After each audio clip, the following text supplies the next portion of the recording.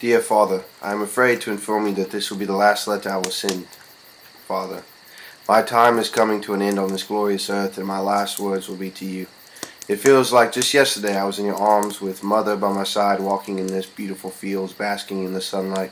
Oh, how I wish I were back with you again. Oh, how I miss your caring and loving embrace. When I left America, it was not by my choosing. I was captured by Montraville and brought to this faraway place. This man deceived me.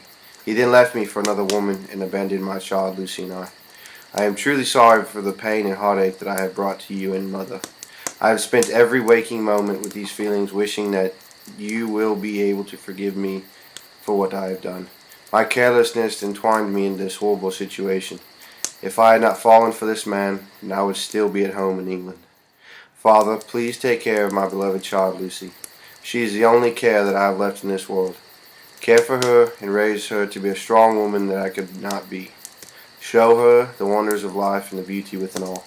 Father, I am sorry that I cannot find a man that was worthy of your blessing, that I was unable to find a man that was worthy of me.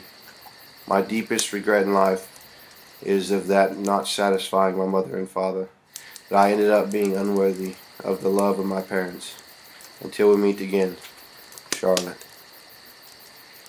To Lucy, my dear daughter. Lucy, I write this letter to you as the first and last letter that you will receive from me. My dear, I write this letter with much hope of you opening this on your 12th birthday, that you will remember me in a bright light and not retrace my steps I have taken that brings me to a sickening place in my life. I wish to tell you with much regret how my sickness came to be. I was struck with sickness by the love of your father, my sweet, sweet Lucy.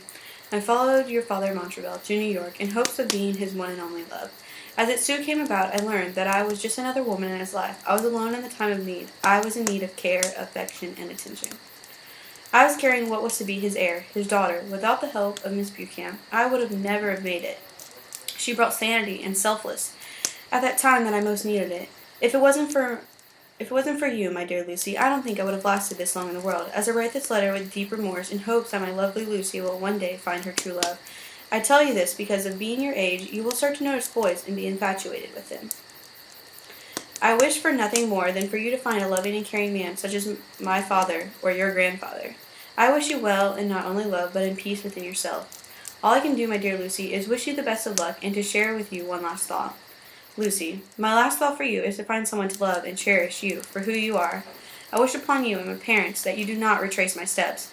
In my steps being, I beg of you, my poor Lucy, that you do not run away with a man you barely know, that you do not let a man deceive you, and you never let a man take away your innocence until marriage.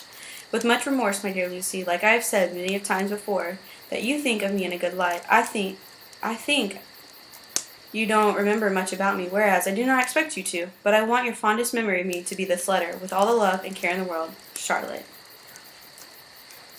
Dear Montraville, it has been some time since I have seen such a face that has haunted me to my very deathbed.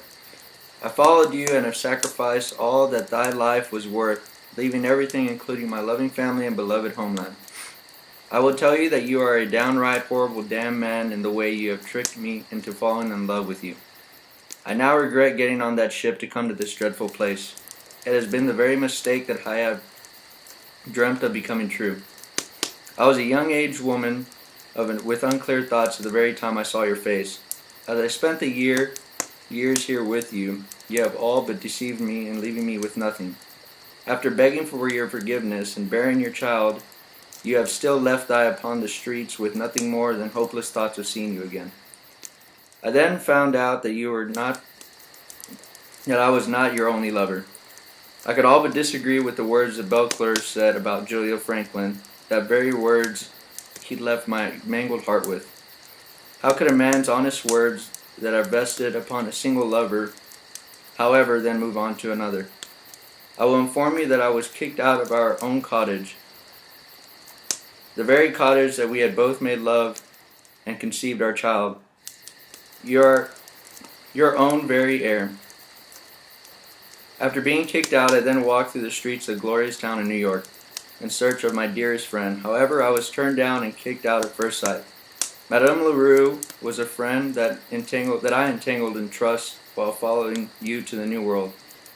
The very two people that I have gave the greatest trust upon have both gone and forgotten me when I needed them the most. So, Montraville, I leave you with this letter, as I know I only have a few days to live in my life. I would like to share with you that you have a child. Her name's Lucy. However, you will never see her, for I will never forgive you what you have done to me, and the very last thought of you I have is hatred in my heart. As your dying, deceived lover, Charlotte.